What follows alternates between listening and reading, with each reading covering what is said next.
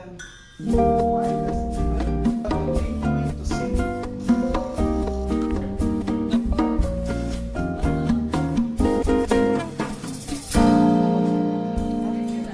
ika'y magiging akin, di ka na muling luluha pa. Huwag akong ikalolokohin ang puso kong nagmamahal. Ako kayan, Zay. Uy, kapag nabalisulat mo office, ilang tawag na ako kay... Kung ikaw lang ang ibigin, magpakailanman.